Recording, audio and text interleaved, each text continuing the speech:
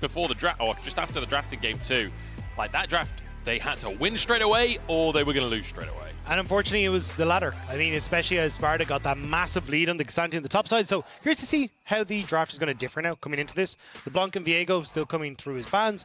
The Rumble and the Maokai sticking to the same.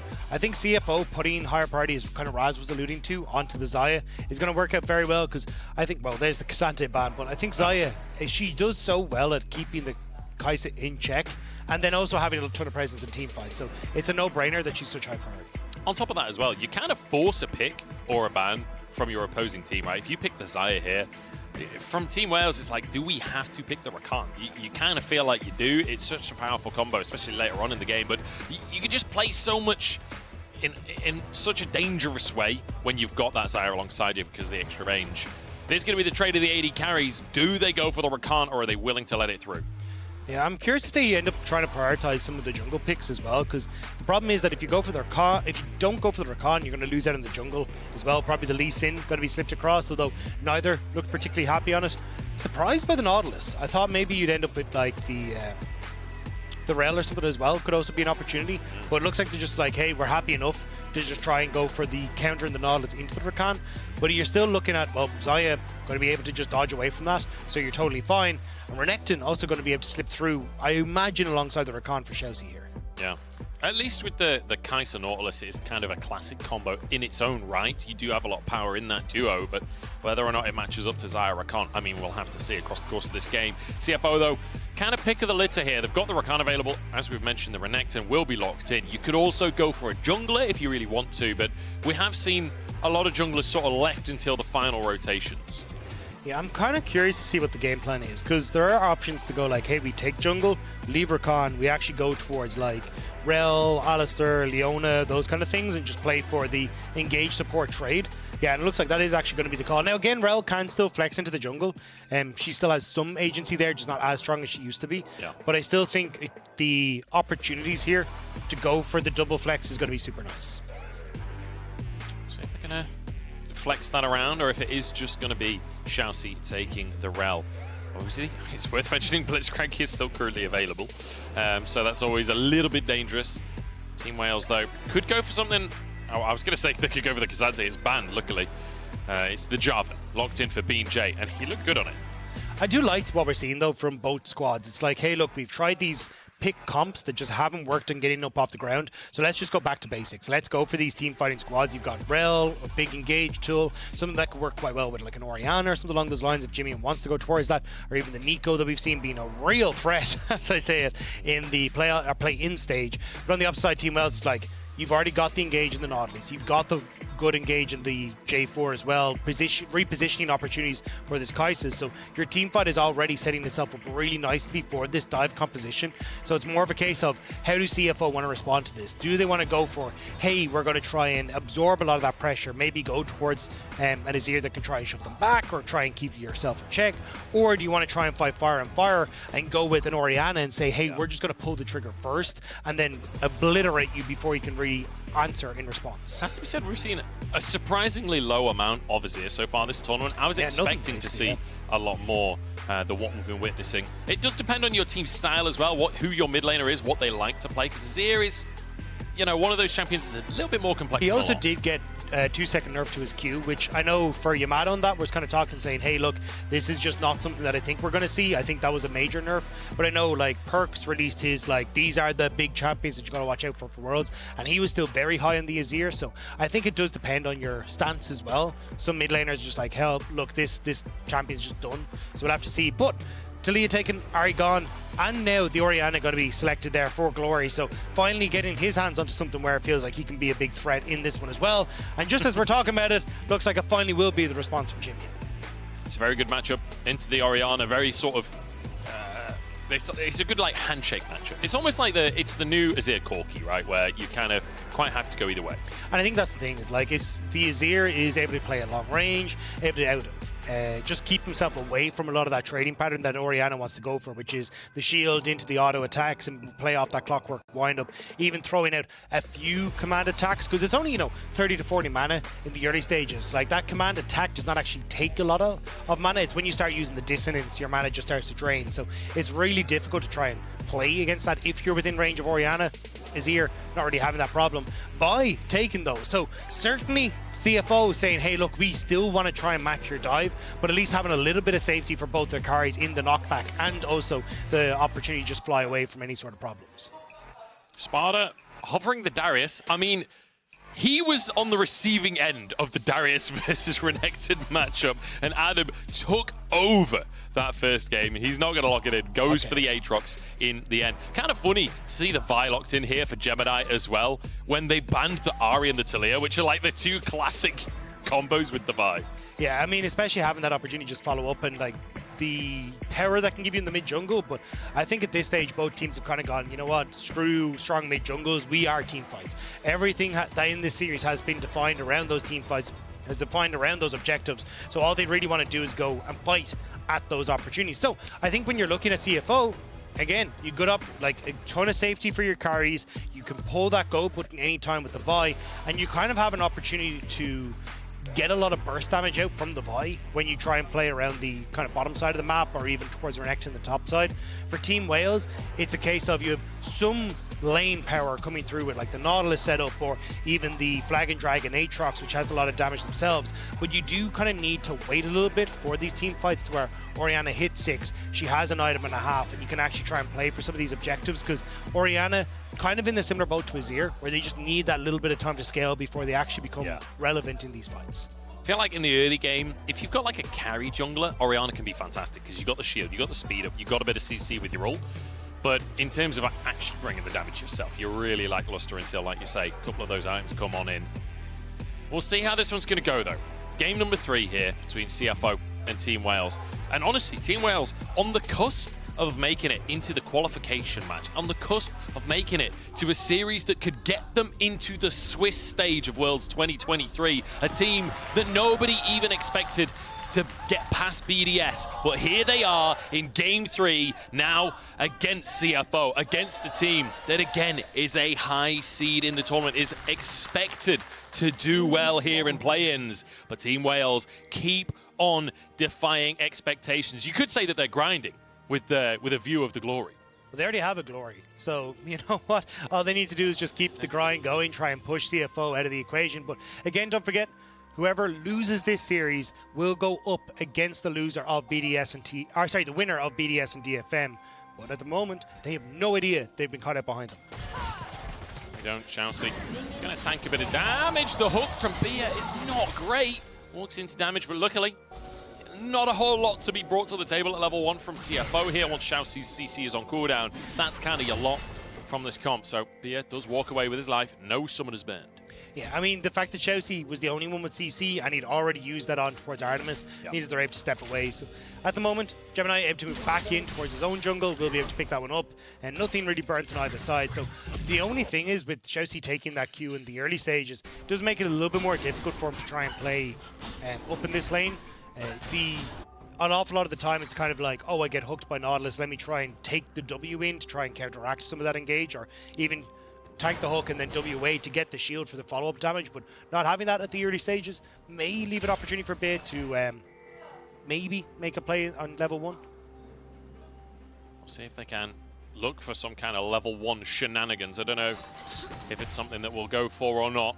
It's been, I mean, game number 2, extremely quiet. Game number 1, though, CFO really took things into their own hands. You can see, though, with this draft, you're very much leaning towards the late game with an Azir, with a Xayah alongside it. But with Rest and Gemini, that combo can definitely find some power in that early game. So wouldn't be too surprised to see something up towards the top side of the map, especially with opposite passing from Bean J.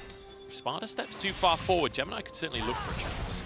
Yeah, and I mean, especially when you're looking towards Rest and Sparta, this is such a back and forth matchup.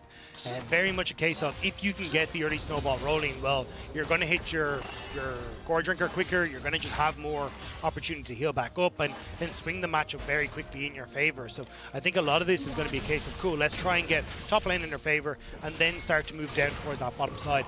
I think Glory and Jimmy, and honestly, just kind of going to be left to their own devices. There's no real setup until you get to level 6 to try and make any sort of early plays happen. That said, Glory could be in a little bit of trouble here. Gemini on the top side of the lane, Xiaoxi on the bottom side of the lane. Flash immediately, but it's followed by 19 flashes on the other side. Gemini with first blood. So close, Glory, being able to step that one back, but Xiaoxi just barely able to get into range with the Q to get that kill. Nicely done by CFO, and as I said, I thought they would just kind of leave this mid lane to their own devices, but they really want to try and get Jimmy into a good spot here. Such a great start, and a really nice timed roam from Xiaoxi as well, saying like, look, my AD carry's resetting, he's going to get a cull off of the crashing that third wave, I've got time on my hands, might as well make a play. Good coordination as BJ tries to get out to Xiaoxi, but he'll hop over. And at this stage, it's like, well, there's not really much for BJ to try and achieve on this bottom side. Gemini is on the top end, finishing off his level 4. Nice interrupts. Not going to mean too much, because you can see at the moment BJ doesn't really have anything on the map. It's just his top side that's just going to be spawning in just about 30 seconds, so he'll be able to get back towards that big wave crashing on this bot side, because Shun and Xiaoxi should be able to pick up. You know, cancelling the reset doesn't mean a lot in the grand scheme of the game, but it does in terms of the mental warfare. Just trying to tilt them just a little bit. Rest, get some damage down onto Sparta. Gemini moves in, he knows that the tri-brush is warded. Wants to try and get cheeky with it, but has been spotted, and will just continue to finish off that reset. In the meantime, BJ is in that top side as well. Yeah, BA trying to turn around that play earlier. Now, Jimmy, I'm not sure how much mana he has. I don't know if he should just have enough for WE over the wall. Yeah, actually popped a cookie there as well to make sure that he can walk away.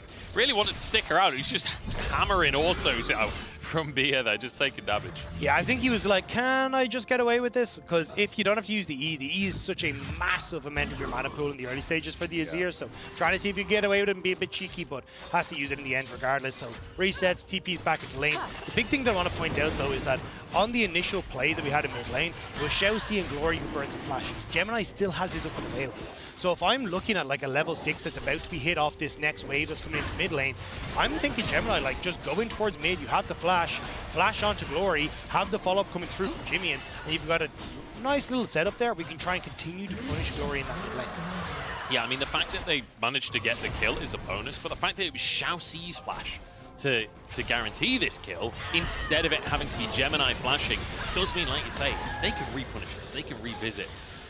Like a great little sort of sequenced play there from CFO. Like you say, I'd love to see it again.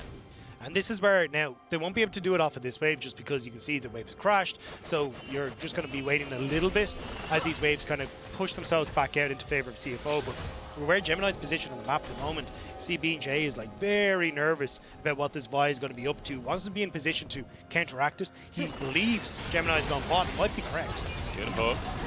Here trying to block for his support as the feathers come back in, but Xiaoxi's gone already. It's a kill going over to be a great little combo. 2 successful ganks now, 1 on each side. And I'm surprised that ended up working, because you can see the vision that's in position there for CFO. They've already got the one ward here, they got just there, they got a second one that's just in the back of that as well. So you've actually got a good amount of vision to spot out where BJ is, but end up giving over the kill anyway. Great stuff coming out from Team Wales, finding a chance to punish, and putting Shun behind early would certainly be valuable. He's still going to survive. Luckily for them, it was Xiaoxi that went down, so doesn't fall behind on CS, does manage to, in fact, stay exactly even in CS, but has that call, so ever so slight minor advantage in the bottom lane for Shun in terms of the CSing, but obviously the assist for Artemis there. So decent start from both teams. Let's talk big picture then. Let's talk next few minutes of the game, because I do feel like, you know, with the mid laners we've got, with the AD carries we've got, we're anticipating a fairly slow one, but when it comes to the junglers and solo laners, there's more space for action. We just get a quick replay here. Xiaoxi getting caught out, had to burn the W on the flag and drag, had no flash from that earlier play in mid. And you can see Gemini was hovering around bot side, but just wasn't quick enough to get to that bottom lane. But as you say, I think solo lane's now starting to be the target of attack. As Rift Herald up in 25 seconds, he is hovering in towards bot side river. Didn't spot Xiaoxi, as Xiaoxi's hiding in this brush, but again, I think it's kind of a case of I want to try and cover on this mid lane push for Jimmy, make sure he doesn't burn a flash or anything before this Rift Herald spawns. I will say, decent vision coverage for CFO. A couple of wards in the river around Herald, 1 over towards the chickens as well, but not much deep vision, and 0 vision whatsoever from Team Wales. So Gemini going to be happy to start this one off as Artemis has swapped up towards this top side. Shun still in the bottom lane here. Looks like he's not going to go for plates though. He's going to make a beeline now across the map. You've already got a ton of priority here. Artemis is going to be here quick. BJ has level 6, trying to see if he can set this one up. Jimmy still in the mid lane as Shousey flashes out and then jumps back into the Cataclysm, but he's low on HP himself. That's BJ down. Shousey traded. There's Bia in the middle of everyone, but everybody stacking up. Shun's finally arrived, but it's too little too late. Gemini's gone down already, and Sparta happy to tank up for his team. The Aatrox charging forwards, but Shun in the meantime is getting damaged down, and Jimmy protects his top laner. We reset for a second, but it's 2 for 1. The fact that you end up with Gemini going down late means that BJ going to be out here faster. They should be able to turn this over, but again, Shun, little bit too late to the party. Artemis had already been in a position to try and follow that one up, so he's perfectly fine to set up the fight with the numbers advantage for Team Wales. Hook comes in, it's onto the mid lane, but the W hit a minion. So there's no follow-up there from Artemis. He didn't have his ultimate, but the damage alone might have been enough. Jimmy walks out with his life, and this will be a singular plate to Shun if he can just get 1 or 2 in. Yeah, it looks like Team Wales, though, not actually. I thought they were just going to start Rift Herald to take it as the 4-man squad.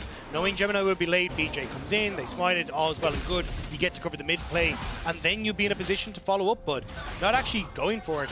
And now, with Artemis going low in the mid lane and having to reset thanks to Shun and Jimmy, it's actually going to be CFO who pick up that Rift Herald on the top side.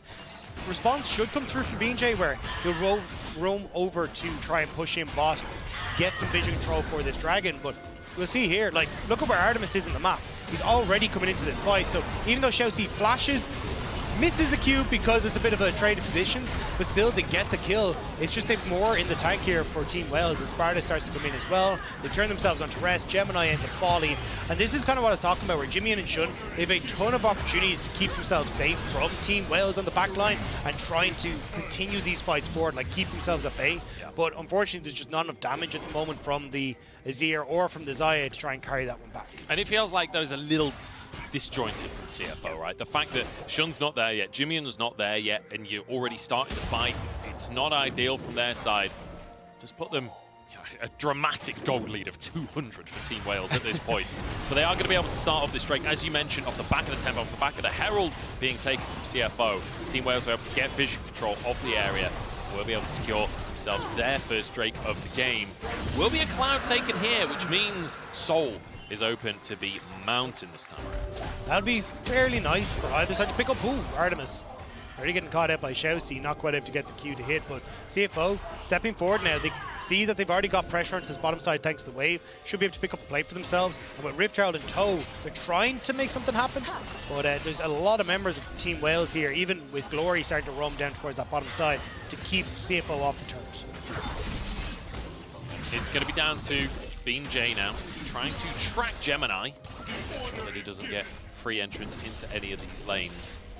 The plate's still up for another 3 minutes time, so they've got time to use that Herald, and in fact, just going to slam it down towards this mid lane instead. Jimmy, I don't know if he managed to get a hit on it. Doesn't look like it. So I think all of that gold just going over to Gemini.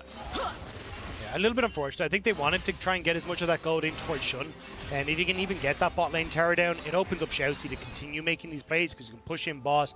BA has to be careful about, like, is Artemis going to be safe from Shousey and Shun? But not going to be the case. Either way, Shun will pick up another play for himself. So a lot of gold going across into CFO off that play. And with the Divine Sunder on the way for Gemini, he should still be very happy with the fact he's picking up this early gold.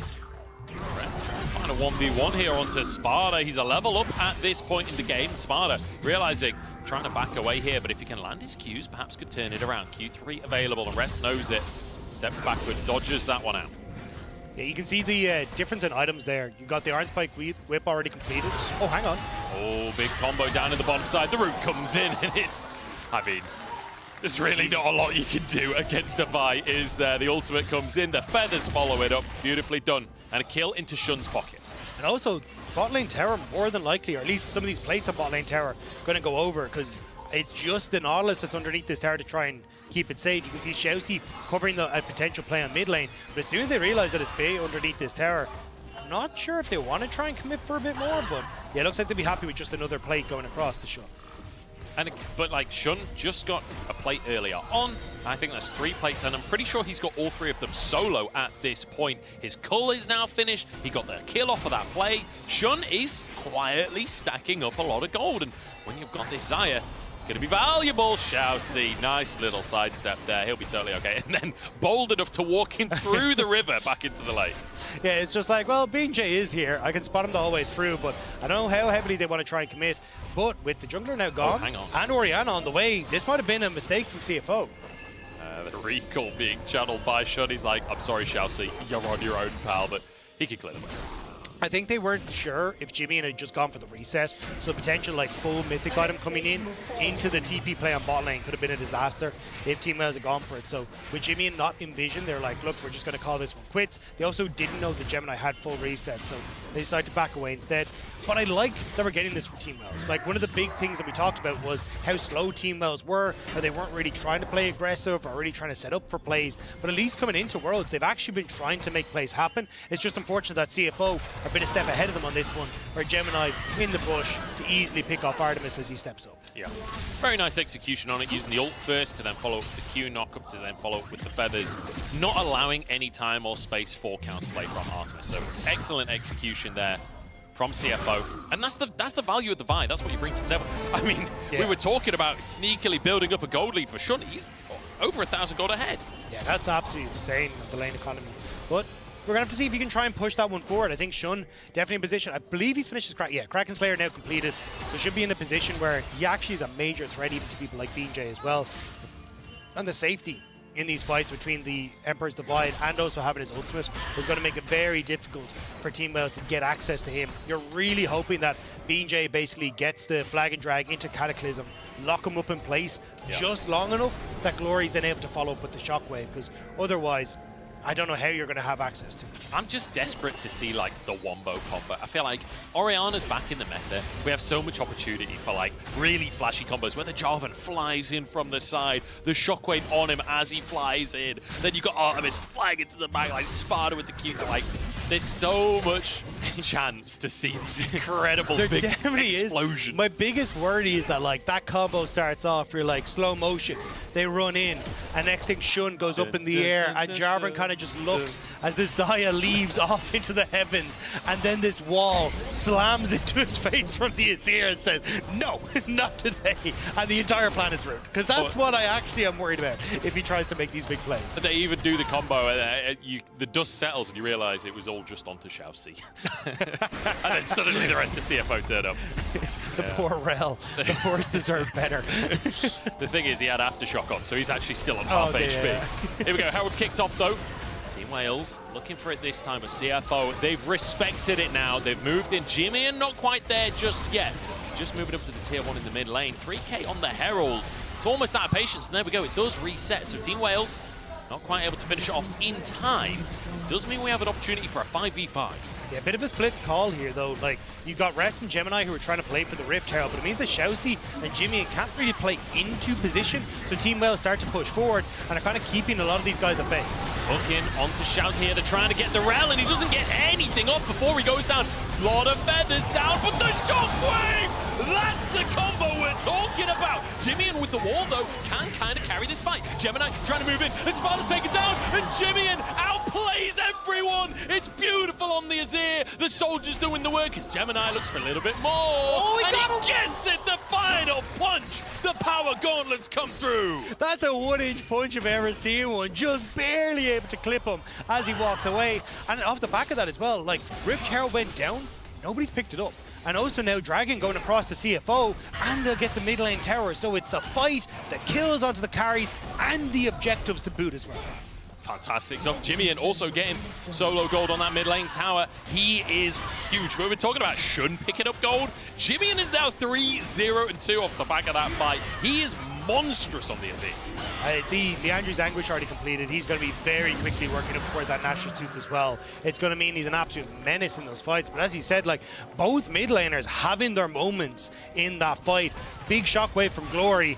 And for Shun, he went down, but Jimmy was able to carry that fight on the get-go. So really, really good stuff from either mid laner in that fight. BJ managed to grab that one for himself, if I'm not mistaken. Let's take another look, because this was a bit of a hectic fight. Yeah, I think this was the right call from Wales. Turn on to Shell C, try and get him out of the equation. And as Shun starts to move forward here, the shockwave into the big slam down from Sparta. But then Jimmy immediately responds, kills off Glory, the flash forward to get away from the knockup. But Jimmy now! Oh, gets a knockback onto BJ and dodges the shockwave. Jimmy! He's on another level today. BJ has to go underneath the tower. He's so low at this point. Jimmy, does he have the damage to finish off the job? And the Q cooldown comes in to bite him. The Gore Drinker giving that health across as well. He just couldn't quite get it, as you say. The nerf coming into play. Jimmy didn't quite have that cooldown to get the Q, to get the damage that he needed. But big win for Team Wales. 4 kills now onto Glory thanks to that play. Massive play and so close for Jimmy. Like, you've got to say he played it immaculately. The ultimate, dodging away from the shockwave, very nicely done.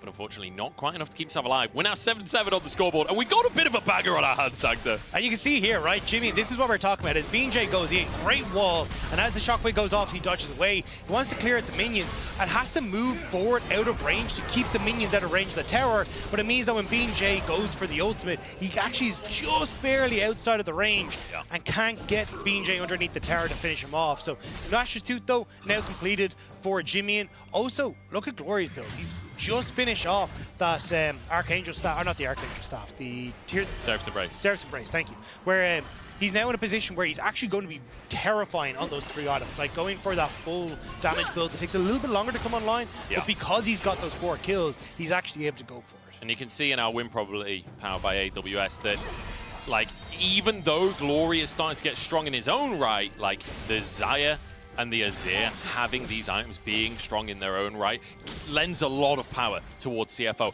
Having that extra Drake, having a 3k gold lead overall, it is feeling positive for CFO. Team Wales by no means out of the game just yet, but still a very comfortable position for the side of the PCS. Yeah, I think it is going to come down to the fact as well, like 2 dragons already picked up by CFO, a potential second mountain dragon going into the hands of CFO is going to make them so much tankier, where that burst damage from the Aatrox, the Jarv and the Orianna isn't going to mean as much.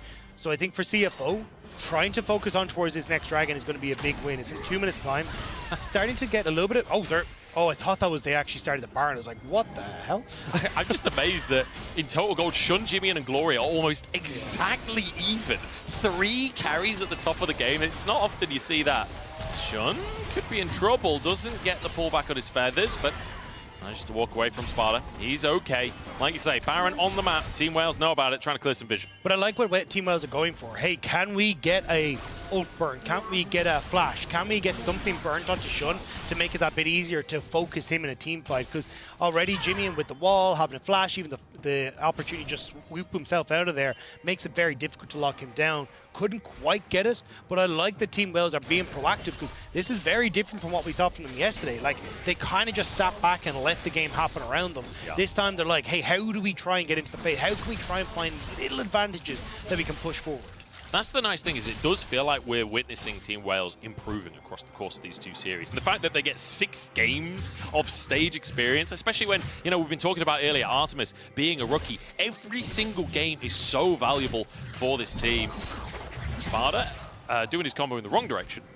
I think he was just trying to get ready for Q3 there, but won't be able to find the crab for himself. But Team Wales, it does feel like they're improving. It does feel like they're getting better on the team. And ultimately, this is still a very even game. They're still on the cusp of making it to that qualification series, to potentially getting into the Swiss stage of Worlds. Yeah, which would be absolutely incredible. Honestly, for both these sides, again, CFO looking to join their PCS brethren as the #1 seed from either group, a statement to be made by the PCS region.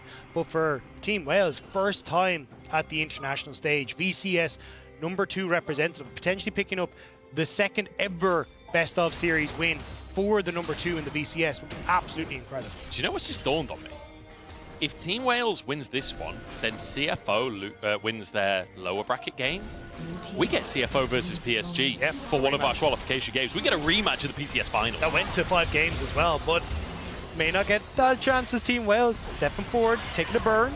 Gemini looking to see if he can get onto Glory. pick him off before this fight kicks off. Break up on the map right now, and CFO know it. They'd love to get themselves onto Soul Point, but Chelsea finds a way in, finds great damage. Beer forced out of the fight already. Artemis has to ult defensively, but chased across the map here. Problem is, they don't have the damage to follow it up. It's 1-for-1 so far. Rest wants a little bit more of it.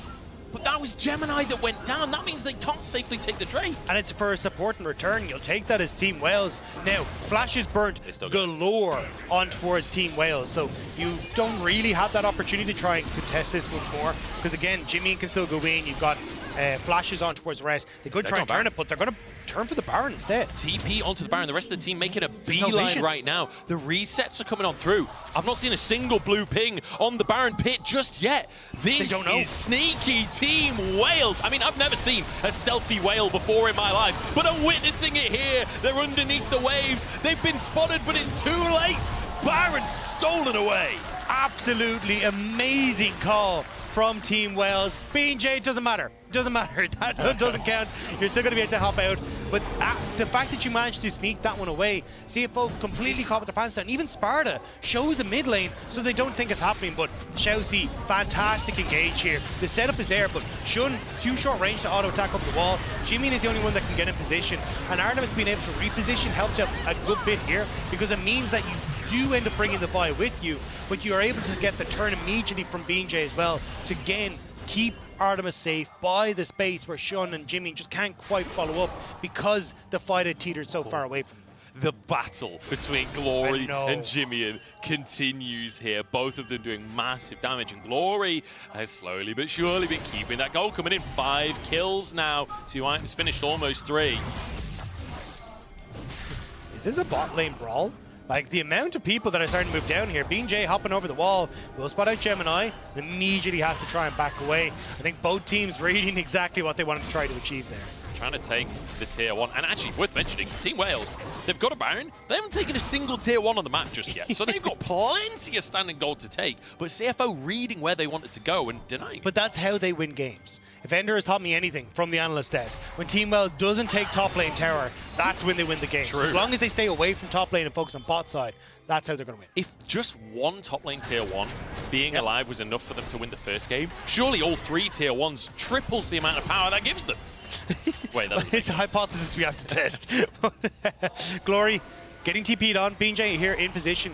Glory, they know you're there, bud. Yeah, he's going to get ulted. Jimmy's on the way as well. I don't think he needs to use the Azir ult. They'll be able to just finish this one off. Glory trying to buy as much time as he can, but they all sidestep. A big old sombrero there. Jimmy does take a chunk for their troubles, but still a pick for the side of CFO. The entirety of CFO able to dance around the hat, make sure they're not getting caught in that. And now Artemis trying to respond in mid as they will get the push going. Sparta as well.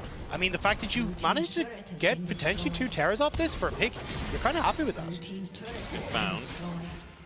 So, like you say, 2 tier 1s taken across the map here. Shun pushing out the top side, but he doesn't feel safe enough to really step up to that tier 2. It's too dangerous. You don't know where everyone else is. Sparta using his ultimate to try and get away, and Gemini does not have his ult available to chase it. Still, like, I think you're happy as that as Team Wales. Like, look, obviously it sucks that that Glory went down, but the fact you're getting 2 towers out of that equation, like all outer turrets are now down, and you can start to set up the vision control that you want, play for the likes of the Dragon. Now, it is like, this is their Baron buff. Like, this is kind of starting to dwindle down a little bit, and you can see from the results that, like, CFO, just off that last play, their win expectancy powered by AWS has gone down a little bit, despite the fact that they were the ones making the aggressive play. It does feel like they do still have that advantage. It's not mince our words, but like you say, it's incremental, and that's what Team Wales need at this point. Yeah, I think the big one that I need to see now is for CFO to go, right, this is our Dragon. Minute time, we need to start getting control of the map. Already you can see Gemini and Shun stepping up together. They're aware that they need to try and get control over this mid lane, but eventually they have to try and draft that vision in towards the bottom side of the map. Get deep vision so that they can spot out where Glory is, where BJ is. Give the opportunity for them to set up a front 2 back. That means that Jimmy is safe, Shun is safe, and there's no real issues. Because at the moment, their vision is so shallow. Like, they barely have it in River. And it means that it's very easy for BJ to hover on pinks like this. And if Shun steps up, they blow his flash, they blow his ultimate, and then now you're in a position where Bay can then follow up with his ultimate. Target Shun, set up for that dive potential that Team Wales have. Just going to clear the way. I was watching BJ to see if he'd try and make anything happen, but Drake up in 30 seconds. And Team Wales, they know how important this is. You can see they've got good vision control, river control, and fighting for priority in the mid lane. It's tougher with the Azir Sundisc there to block them a little bit further. Rest fighting for Prio 2. CFO, they would love to get in here and contest the Drake, but it's difficult to move in. That said, Shousey disagrees. Everybody dives into the back line as Shun trying to get the damage down, but they've gone too deep. The rest of the team couldn't follow. Sparta zoning everyone, and now Rest is alone on the front line. That's one, though, making it 3v4. Rest turns golden as the feathers come down. Rest escapes with his life, and Sparta has to flee as well. Somehow, CFO with only 3 keeping alive. BJ is a goddamn hero. He goes in with the Cataclysm the second Shousey goes from the engage. So Shousey, Gemini, everyone dives forward, and he locks Jimmy in place. He locks Rest in place and denies CFO the opportunity to follow up on Shousey's engage. That play from BJ may have just held on to the game for them. Watch it here. Shousey gets rid of the Banshees, goes to the engage, and BJ immediately ults onto the top side, stops Jimmy in following up, who doesn't get over the wall. Rest can follow up, and Team Wales get to regroup, set themselves up again, and follow through after dealing with the 2 divers on the back line. Phenomenal. Shun doing a really good job of stopping the then follow-up from Team Wales. If he doesn't ult there, if he doesn't have those feathers available to threaten, that could have gone disastrously wrong. I will just quickly point out 3 items on both mid laners. Glory going slightly more defensive and has that needlessly large rod on top, whereas Jimmy, he's got pure damage and has a stopwatch. Baron coming up onto the map in 10 seconds time. I mean, this is such a crucial objective. Glory is on bot side, has TP to get up, but again, like, only Glory has no flash, and Sparta has no flash coming in onto Team Wales. We'll have to check in a second what the summoner spells are like, but the damage, you can see it's Jimmy and not against Glory anymore. Sparta doing a ton of work with this Shojin build. The Gore Drinker keeping him alive, stopwatch for himself to keep himself alive. And on CFO, like, Shun has flash, Jimmy has flash. This time around, if we get that massive engage, the follow-up on CFO can actually come through. If they can get the engage, and that's a big if. Both teams playing fantastic. I mean, like, the level of play feels absolutely matched in this 3rd game. It feels like Team Wales have evolved over this series. CFO learning from their previous mistakes in game number 2, and now 10-10 on the scoreboard as we broach 30 minutes. 3 minutes until that Drake comes up, but the Baron is on the cards. Team Wales feels like once again in control of the river. Or at least were. Be careful, yeah. Still, this is where Jimmy can start to come alive. As long as he knows exactly where Team Wales are, he can position his soldiers, position behind his front line, and make himself all right. And that's why Team Wales are trying to find these little pockets of vision that they can play around for BJ to invade, B to look for something, but Rest is actually the one that's stuck in behind them. They have no vision of where this Renekton is. Artemis starting to push up, which is now where Rest is going to go. Yeah, flashing forwards, but instant reactions there from Shun. Protects himself with the ultimate. Gemini, the target, turns golden. Rest is in a perfect spot to get into the fray, but actually, they just engage onto him instead. He has to dash away himself. Jimmy hasn't been able to participate just yet. Might have to ult to protect his top laner, but doesn't. Holds on to the ability as Sparta now charges forward. Shousey into the fray. BJ taken down. No, survives with the shield. In goes Jimmy, and then down he falls. Team Wales, they found themselves the fight, and they finally get ahead. But BJ, no! The blast cone betrays him. He gets out with his life.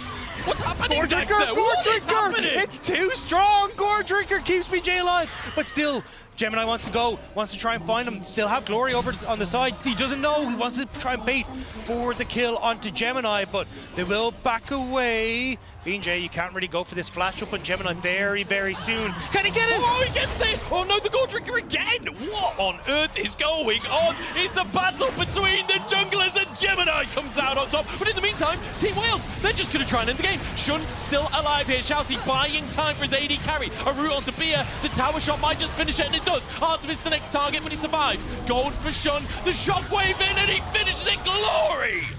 wanting exactly that to his name, but they can't end the game just yet. Jimmy is up and available, so they have to back away. Team Wales, they put everything into trying to make that play happen, and now they're the ones that have to back away. CFO will be coming back onto the map, no AD carry to speak of though, and this is where they end up spotting out Rest at the best time. They go over the wall, Jimmy and Shun very separated from the team again, whereas when you look at Team Wales, they're all positioned in the same spot. Sparta goes over the wall to Rest. Artemis is immediately there. Shun and Jimmy are trying to play catch up to this fight, which means that Artemis is positioned behind his front line at all times, and CFO are so split because they're trying to come in from too many different angles, and Team Wales are able to just play this slow and steady burn. And even there at the end, Jimmy tries to make the play, but Shun has already had to go over the wall with his flash. He can't be in a position to follow. Team Wales taking the Baron on live right now. We can see a replay of Xiaoxi and Shun, absolute heroics to save the game there. And a great little shockwave, perfectly timed, but it is Baron over to Wales. I feel like Jimmy needed to use the ult a little earlier in that fight. He was trying to find the hero play, but honestly, you just got to escape the play at that stage. Still though, this is sole potentially here for CFO if they can get this. Fight for mid priority is crucial. Vision is nowhere to be found for Team Wales, but they find the pick. Team Wales found their way onto the top laner here. Rest is tanky, surviving a long time here, and he actually dashes out over the wall. Xiaoxi in the meantime finds the engage. That's the ult that Jimmian was looking for, and it's absolute carnage in the river. Xiaoxi though is too far forwards. He's surviving for now as Sparta goes forwards, and a stopwatch again. The feathers flying for Shun as he pulls them back in. Sparta surviving, but the rest of his team obliterated. And just when it looks golden for the Whales, it's CFO that fly back in. Getting smacked in the face by the Oyster. Xiaoxi. Never mind, Xiaoxi making the play. Gemini wants to try and do it. He's trying to keep Sparta at bay. Screw the dragon. They want to end the game. Sparta, is he able to kill Gemini and TP back? Has the Baron recall. Gemini stops him again. Nicely done. This is not Gemini's first jungle 1v1 in the last few minutes. Manages to stop Sparta resetting, and he'll stop there. He knows he'll die if he goes for any more, but that will be... Hang on. Sparta feeling cheeky with it, but he got spotted on a ward. He will have to reset. Dragon is up right now, and CFO are making a beeline for it. There's no TP for Glory, though. TP is available for Sparta, immediately moving down onto the bot side. You are so low as CFO. No ultimate available for Shun. Jimmy going to TP back into the play as well. Sparta spotted. He's here too soon. They're going to just ult him, surely. In goes Gemini to try and start the fight off. Shun has the damage to take down this Aatrox. Reinforcements arriving in the form of BJ, and they turn it around onto Shun. The bird is not the word anymore. BJ trying to go forwards, but he's overstepped as well. It's disaster on both sides. It has to be a Jimmy and carry. Jimmian has to be the one to be the consistent damage in this one. Sparta reset, coming back out. No jungler available for Team Wales. They can't go for the steal. They have to go for the fight. Glory hiding on the bush. Looking to Rest. He needs to TP back into this play. Otherwise, this dragon is just going to be gone. TP in, setting up for the dragon. Bit of damage onto Sparta, pulling onto Rest here, and they've got the damage to take him down. Artemis just free firing onto the top lane and flies into the backside and takes out Jimmian. Artemis, queen of the hunt, goddess of the hunt, and king of the rift. Dragon is ignored. Team Wales run to the base. They can already see it in their eyes. Super minion versus super minion. Sparta needs to try and clear this out. The last tick of the Baron buff is going to try and take them across the finish line. The PCS versus the VCS will be decided now. It's Shun and Xiaoxi once again to try and defend the Nexus. They did it once as Xiaoxi goes in looking for glory here, but Shun already lost half his HP. Xiaoxi's gone down this time, no stopwatch to save him. The feathers, they're not going to be enough. BS steps forward, he's happy to sacrifice himself. Glory steps on up, but the rest of the team, they're taking down the Nexus. Shun wants it, he's desperate for it, but he's denied. Team Wales, ever the underdog and ever outdoing expectations. Team Wales will never be denied. The history of yesterday will repeat itself.